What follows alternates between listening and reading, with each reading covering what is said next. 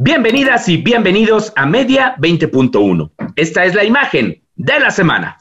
I hope that the young people who are demonstrating in the streets of Glasgow, the mine workers who are in the United States who are agreeing to a transition program to sustainable energy, many others like them, I hope that they will be in the ascendancy and can take the measures that are feasible and available to create a much better world than the one we have and the one that the people of the world deserve. Se trata de un breve fragmento de una entrevista que ofreció uno de los más grandes pensadores e intelectuales del siglo pasado y del nuevo siglo, Noam Chomsky.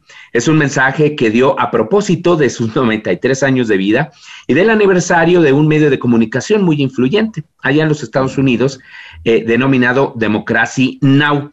Es un mensaje en el que Chomsky alienta a los jóvenes a construir un mundo mejor a través del activismo.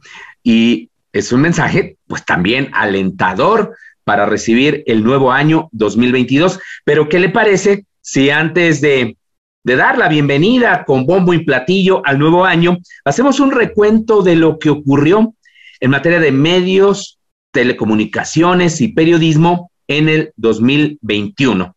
Algo de lo más importante bajo el análisis de Darwin Franco. Él es un muy reconocido investigador de los medios de comunicación y el periodismo en México. Él es director de un medio digital llamado Zona Docs. Vamos, pues, a la entrevista. Darwin Franco, bienvenido a Media 20.1, director de Zona Docs, reconocido profesor, investigador y además de todo un muy querido amigo, pues, de la comunidad que nos dedicamos a este maravilloso tema de los medios de comunicación.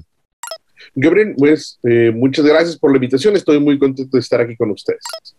Oye, Darwin, antes de irnos de lleno a la entrevista, platícanos de este premio que obtuvieron Zona Docs. Usted debe conocer Zona Docs, es un periodismo independiente que se está realizando allá en Jalisco, pero que ya comienza a tener un impacto nacional. Platícanos de esto, Darwin. Sí, pues fuimos acreedores en la categoría de reportaje del Premio Jalisco de Periodismo en su edición de este año. Se trató de un reportaje que hicimos de manera colaborativa, Jonathan Ávila, Francisco Campos, Dalia Sousa y un servidor, de un tema pues duro. El reportaje se llama Guadalajara, sitios de exterminio y desaparición. Desde el título señala como lo complicado, pero es un texto que nos llevó una investigación por lo menos 1 año y medio realizarla, donde dimos cuenta de la creciente localización de casas de seguridad y cómo las condiciones en las cuales se generan estas, pues propicia y genera condiciones de violencia, pero también dificultades para quien busca un ser querido desaparecido en la zona metropolitana de Guadalajara de manera muy específica. Muchas felicidades, Darwin, por este reconocimiento.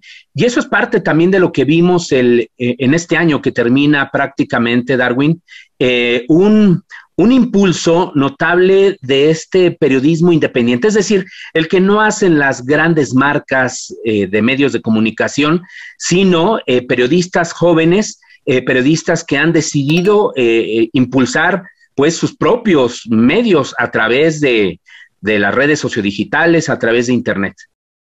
Sí, yo creo que México ahora en este año y desde hace varios años atrás está viviendo una efervescencia, digamos, del periodismo independiente, sobre todo de aquel que tiene una matriz digital, ¿no? O es un medio nativo digital, y donde creo yo que hay 2 tipos de avance, ¿no? Uno muy específico, que es la apuesta por realizar periodismo de investigación, como lo hacemos desde Zona Docs, que permita, digamos, generar otras miradas y otras ópticas y críticas a problemas que para algunos medios quizás son como de coyuntura o pasan muy rápido y que acá damos mayor profundidad. Y sobre todo porque también creo que los medios independientes hemos volteado nuevamente a las audiencias, a la ciudadanía, para hablar de los temas que les son importantes, porque, bueno, lamentablemente sabemos que estos grandes medios pues tienden solamente a hablarle al poder económico y político, y pareciera que lo que ocurre en el país, que es muy terrible, no tiene mayor relevancia, ¿no? Y desde medios como Animal Político, con investigaciones como La Casa Blanca, La Estafa Maestra, lo que hace la propia red de periodistas de a pie o pie de página y un montón de medios más, creo que ahí es donde tenemos la posibilidad de gestar un periodismo libre, independiente, pero sobre todo con una perspectiva de derechos humanos, con una perspectiva amplia de género, y creo que ahí está y radica la relevancia. ¿Tú crees, Darwin, que el contexto político, económico que estamos viviendo en nuestro país es el que permite este tipo de investigaciones? Sí, particularmente yo creo que sí, por dos circunstancias. Hay una amplia como polarización, ¿no? Política, y esta polarización política también exige que nosotros como periodistas hagamos un periodismo, digamos, que haga comprender a las personas lo que está pasando y no solo informarles lo que está pasando. Y también, digamos, bajo este pues cobijo que nos da la independencia, tenemos mayor capacidad para poder investigar, porque no tenemos, digamos, una serie de convenios, una serie de presiones o, digamos, ya de pactos, ¿no? Previos. Y creo que eso da la oportunidad para poder como investigar, que también, bueno, lo vuelve complejo, ¿no? Porque, bueno, las cuestiones de seguridad desde la independencia también resultan muchas veces mayores. ¿Cómo sobrevive un medio independiente como el que tú impulsas, Zona Docs? Pues hay, digamos, como muchas apuestas. La principal es que hemos abocado a generar como proyectos para conseguir financiamientos de organizaciones nacionales e internacionales que apoyan la libertad de expresión, y entonces hay que concursar con muchos otros medios, ¿no? Para poder generar proyectos de investigación. Otra apuesta que nosotros nos hemos tenido y que ha ido resultando de poco a poco tiene que ver con los apoyos, las donaciones que nos brindan las propias audiencias que consideran que es importante apoyar al periodismo independiente. Hemos gestado como otros proyectos, por ejemplo, ahora hicimos con otro medio independiente Jalisco que se llama Territorio, un anuario, ¿no? Donde escribimos 12 textos de lo más importante del año, que lo financiamos y que lo estamos vendiendo para generar recursos para ambos medios, y esa es como la manera en la cual nosotros lo hemos estado realizando también talleres para hacer periodismo, y eso nos permite, digamos, como el financiamiento, porque al menos en el caso de Zona Docs hemos apostado por no solicitar como financiamiento público de ningún tipo, y sobre el financiamiento, digamos, como comercial también es algo que vamos abriendo poco a poco, pero para nosotros es más importante mantener esta independencia económica de cualquier poder en general, pero bueno, cuesta trabajo, ¿no? Porque tampoco estamos muy acostumbrados por el hecho de pagar información o apoyar a medios que la gestan. No, y aquí es una invitación importante a las audiencias para que, en la medida de sus posibilidades, apoye al periodismo independiente. Darwin, ¿cuál es tu balance sobre la libertad de expresión en este año que termina? Es un balance, digamos, como con claros oscuros, porque por un lado creo que los medios independientes y también otros medios que han ido cambiando su lógica y perspectiva han sido muy importantes para que las personas podamos comprender todo lo ocurrido en torno a la pandemia, pero creo que también han permitido generar un balance en un momento donde pareciera que existen como dos bandos, ¿no? Y esto dicho desde el púlpito de la presidencia, ¿no? Aquellos que apoyan la transformación y aquellos que no lo hacen, ¿no? Y que incluso se consideran adversarios. Eso no hace bien, digamos, para el periodismo en general, porque polariza, digamos, sin entender, digamos, cuál es la función del trabajo periodístico, que tiene que ver con mirar y observar y fiscalizar críticamente al poder, ¿no? E incluso este ejercicio que se hizo en la rueda de prensa del presidente de quién es quién, creo que no está mal que hablemos de periodismo y que podamos escudriñar. La gente también tiene que fiscalizar nuestro trabajo, pero no cuando la verdad que se establece desde la presencia es la única, ¿no? Entonces eso ha generado como condiciones que son adversas, pero también por el otro lado, las personas han estado más ávidas y como mucho más activas para encontrar información en otros lados, y eso permite y posibilita la amplitud de información, pensando en que ahora las redes sociodigitales todas tienen o nos brindan una mayor capacidad, e incluso los medios como el que nosotros tenemos u otros tienen nichos muy específicos de audiencia. Oye, Darwin, pero una tercera arista es esta, la que de alguna manera comentabas cuando hablabas del periodismo independiente, de que finalmente muchos de estos intereses políticos y económicos están también detrás de algunos de estos grandes medios de comunicación, y eso de alguna manera también tiene una incidencia en el periodismo que resulta en ocasiones no tan imparcial como uno quisiera. Sí, y eso también hay que mirarlo y señalarlo, ¿no? Hay como presiones, porque no solo se trata de una presión como económica, sino que todas las empresas, incluidas las periodísticas, tienen una política ideológica, ¿no? Tienen una ideología, una perspectiva incluso moral de algunos temas, y eso genera sesgos, desde luego, en la información, ¿no? Porque también hay como filiaciones políticas que de repente también impiden como tener una perspectiva más amplia, y ahí más bien como tendríamos que aludir a los valores principales del periodismo, que implican la responsabilidad social y no voy a hablar de la objetividad, porque creo que ahora hay momentos donde es importante también como cuestionarla, pero sí hablar del deber y responsabilidad social que tenemos, porque el periodismo cumple una función pública que tiene que estar más pegada a las personas que al poder. Pues sí, eso es lo que enseñan en las universidades, eso es lo que enseñamos en la UNAM, lo que se enseña en el ITESO, en la UDG, pero bueno, ya luego el contexto en el que se desenvuelve la trayectoria profesional de algunos colegas, pues es lo que en ocasiones va modificando estos objetivos fundamentales, estos principios del periodismo ético. Darwin, tenemos que hacer ya una pausa, pero después de ella le invito a ver, a opinar, a considerar, pues estos planteamientos que nos hará Darwin sobre el desarrollo que también tuvo la radio, la televisión, los medios impresos durante este año que termina.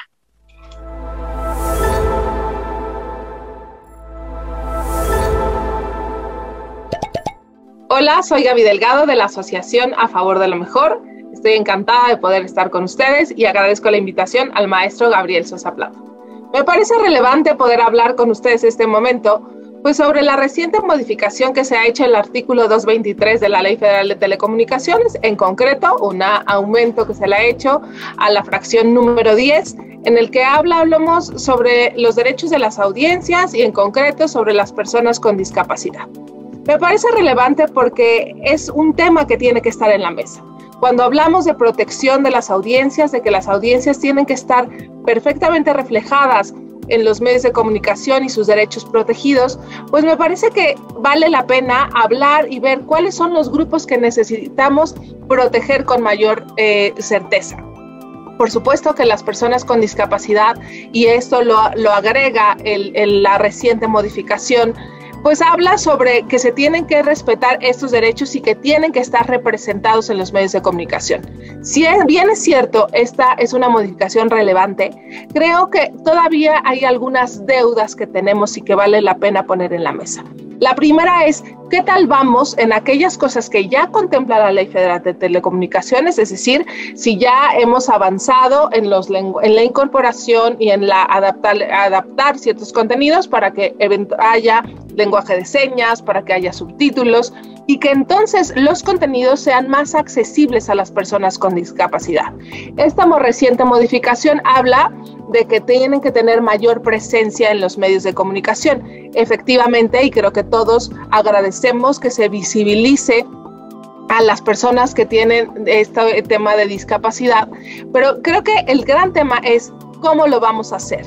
Estas leyes de telecomunicaciones siempre tienen que tener la materia de operación. ¿Cuál es el tema secundario, la ley secundaria o cómo serán los reglamentos que establezcan los cómo? Si bien es cierto que se ponen en la mesa estas leyes, ahora lo interesante será cómo se da vida a esto. Si los grupos que son especialistas en temas de discapacidad nos pueden ayudar, si las audiencias nos estamos haciendo más responsables, también podemos ser observadores de esto. Creo que vale la pena que todos tengamos la antena levantada para ver cómo y cuándo empezará a funcionar esto. Muchísimas gracias por el espacio. Qué gusto que continúe en Media 20.1, pues ya cerrando el año 2021, un año en el que la COVID pues fue tema fundamental de las agendas informativas, pero al mismo tiempo, vaya que tuvo repercusiones en todos los campos, el político, el económico, el social, el cultural, en fin. Darwin Franco, pues justo de este tema, dinos por favor, desde tu punto de vista, ¿cuál es la afectación que tuvo en el periodismo y los medios de comunicación en su conjunto la COVID? Son muchos. Yo empezaría, digamos, que lo que evidenció la propia pandemia es que los medios, incluyendo de nosotros, estábamos poco preparados, ¿no? Para hablar, digamos, no solo de periodismo con un enfoque de salud, o incluso para comprender temas que tenían o tienen ciertos tecnicismos, ¿no? O implicaciones científicas, ¿no? Creo que ahí hubo una curva de aprendizaje muy importante para todas y todos los colegas, que lo tuvimos que aprender de manera como muy rápida porque justo las personas demandaban comprensión e información sobre lo que estaba ocurriendo. Y creo que eso nos hizo también pensar en la relevancia que tiene algo que siempre lo señalamos, pero que luego no lo empujamos ni lo avalamos, que es el periodismo científico, ¿no? Y la importancia de la capacitación de las y los periodistas en este tipo de temáticas, pero también en el tema de salud, que por muchos años lo dejamos como relegado, como una parte, digamos, como coyuntural, cuando tendría que ser como primordial. Eso creo que por un lado es como también muy específico. Otro también tuvo que ver con la apertura en algunos casos, en otros menos, de la información oficial en torno a la pandemia, y creo que ejercicios como los que ocurrieron de parte del gobierno federal y esta apertura para tener las ruedas de prensa y hablar de los temas, ayudó porque permitió, digamos, a diferencia de otros países, que la información fluyera, ¿no? Desde luego que tiene también como sus críticas y que de repente las bases de datos no se compartían y los sesgos, pero bueno, también uno tendría que entender que la alimentación de la base de datos de la COVID en general no solo dependía del gobierno federal, sino también de las propias voluntades de los gobiernos locales, que muchas veces utilizaron el tema para politizarlo. Y creo que ahí es donde hubo uno de los mayores como problemas, cuando la pandemia se politizó y a partir de ahí, digamos, cada uno de los gobernadores, dependiendo de sus fuerzas políticas, quisieron llevar agua a su molino y generaron, digamos, una serie de controversias que nada ayudaba como para entender lo que las personas querían saber, ¿no? Que no era el pleito entre, por ejemplo,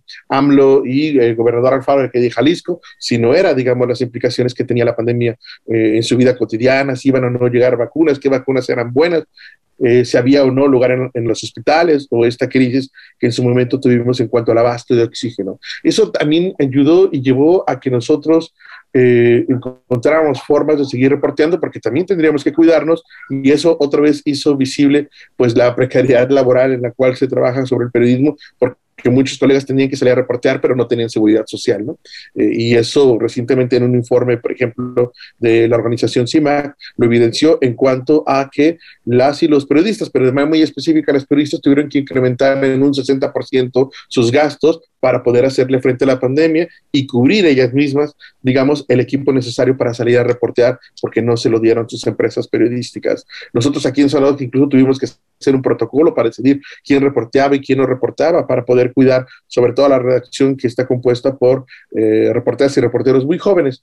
Y yo creo que es una gran enseñanza, sobre todo porque en tiempos aciagos, la gente sí voltea al periodismo, ¿no? Sí recurre a los medios de comunicación públicos, privados, independientes o no independientes, porque hay una necesidad de saber, y ahí es donde muchos medios entendimos, digamos, lo importante que era volver a lo básico, estar con las personas y a partir de ahí construir información de ejercicios muy valiosos, como lo que hizo Verificado desde Monterrey, Nuevo León, o lo que hizo Verificovid, una iniciativa ciudadana para contrarrestar las fake news, porque eso también, digamos, encontró un terreno objetivo. Montón de noticias falsas que generaban, por un lado, la politización, pero por el otro lado, la falsa justificación en información aparentemente científica, que nos comenzó a vender un montón de productos milagro, como el dióxido de cloro u otros, como la panacea para curar la pandemia. Y ahí, insisto, hubo un gran aprendizaje de los medios, donde también, lamentablemente, y eso hay que decirlo, muchos también se prestaron a esta politización y utilizar a la pandemia para golpear, digamos, en este caso específico, a la presidencia, y puede ser que eso sirva para los fines que quieren algunos empresarios o algunos políticos, pero eso nada ayuda a las personas, ¿no? Y en contrario, quita tiempo y posibilidad de que las personas que están con la obligación de poder explicar una acción de gobierno o un plan de gobierno o un plan de vacunación, etcétera, lo pudieran haber hecho con mayor detalle en lugar de estar dando explicaciones sobre otros temas que no eran tan relevantes social, públicamente hablando. Y la misma crisis económica, Darwin, que afectó pues a diversas empresas, incluidas los medios de comunicación, llevó al despido, por ejemplo, de colegas periodistas, y no se diga aquellos que también, pues desafortunadamente se contagiaron, y algunos también murieron, ¿no? Sí, esas circunstancias como bien complicadas, porque no todo, pues, usted que llega a ver a alguien, escuchar en la radio, ver a alguien en la televisión, uno pensaría que todo el mundo tiene sus prestaciones laborales y muchas veces no es así, ¿no? Y sí hubo varios compañeros, muchos que enfermaron, o ocurrieron circunstancias, por ejemplo, aquí en Jalisco, a varios medios, ¿no? Por la propia crisis, redujeron en un 50% el sueldo de los trabajadores de los medios, pero no la carga laboral, ¿no? Y esto a la larga pues también tuvo afectaciones, sobre todo en temas que esto nos pegaron a todos en la salud mental, ¿no? De quien tenía que salir a cubrir las mismas notas con la mitad del sueldo y con el miedo de que salir implicase también contagiar a su familia, ¿no? Eso también se volvió muy, muy complicado, pero sí reconocer como el esfuerzo valiente y valeroso de las y los compañeros que nunca dejaron de estar donde teníamos que estar, que incluso, salimos, porque lo ameritaba, pero también es como importante ahora hacer como el recuento de los daños e incluso acompañar a estos colegas que a lo mejor ahora requieren descanso, ¿no? O acompañamiento psicoemocional porque también perdieron familiares, ¿no? Esta pandemia nos marcó a todos y todos en alguna forma cercanos perdimos amigos, familiares, ¿no? Que también lamentablemente murieron por COVID. Sí, es cierto, y algunos colegas, por ejemplo, periodistas que ya no pudieron trabajar, pues obviamente por sus condiciones de salud, eran personas vulnerables y entonces, como bien dices, duplicaba o triplicaba el trabajo para los periodistas que sí estaban en activos. Darwin, ya para ir también cerrando con otros temas, ¿cómo viste los contenidos audiovisuales, la televisión, la radio durante este año? A mí me parece, siguiendo, digamos, como ese punto, hay, insisto, como mencioné al inicio del programa, como una efervescencia en la generación de nuevos canales comunicativos y formas expresivas para generar información de todo tipo, ¿no? También de aquella como periodística. Y creo que también, en términos de esta propia ecología mediática, los grandes medios han tenido que evolucionar, han tenido que ir cambiando e incluso muchos de ellos han tenido que incluir en sus perspectivas de noticieros temas que a lo mejor no vendríamos. Y si alguien le ha dado una vuelta al noticiero estelar de Televisa en la noche, se podrá llevar muchas sorpresas porque de repente ve temas ahí que nunca hubiese imaginado que la propia Televisa haría. Lo mismo ha hecho como TV Azteca, sobre todo porque se han dado cuenta de algo que es muy importante. No es que vaya a desaparecer la televisión o la radio, yo no creo que eso suceda, pero tienen que ir evolucionando porque las que evolucionan son las audiencias, ¿no? Y entonces ahora el grueso de las personas que pueden estar buscando cierto tipo de información, pues son audiencias muy jóvenes que no están en esa misma frecuencia, ¿no? Pero que poco a poco los grandes medios han ido buscando como ese espacio, pero también la propia ciudadanía ha buscado y ha gestado sus propios espacios que también nos hacen ver que no necesariamente requieren de nosotros, ¿no? Para informarse, y estas iniciativas ciudadanas de verificación de información, estos proyectos para generar también información que le permitiera a las personas vía WhatsApp no caer en la desinformación, han sido como muy importantes. Yo considero que México atraviesa un buen momento también porque cada vez las redacciones son copadas con periodistas o comunicadoras jóvenes, ¿no? Que tienen otra perspectiva y que a la fuerza, digamos, de la inteligencia y de la propia profesionalismo que tienen, han ido modificando estas redacciones, porque tiene que ser así, ¿no? Porque la televisión y la radio no pueden permanecer como eran, pero sí también identificamos, y con esto concluyo, que la televisión y la radio fueron muy importantes en todo este tiempo, porque son las que aún en día llegan a la mayor parte de la población y fueron los canales también donde la mayor parte de la población en educación básica pudieron seguir sus estudios. Oye, en 30 segundos, Darwin, a mí me llama la atención también de que fue como un año del boom de las plataformas. Es decir, ya veníamos arrastrando varios años, ¿no? Pero particularmente por la situación de la misma COVID, en este evento que fue reciente de TV Morfosis, se decía que ahora incluso hasta los grandes temas periodísticos están yendo a Netflix.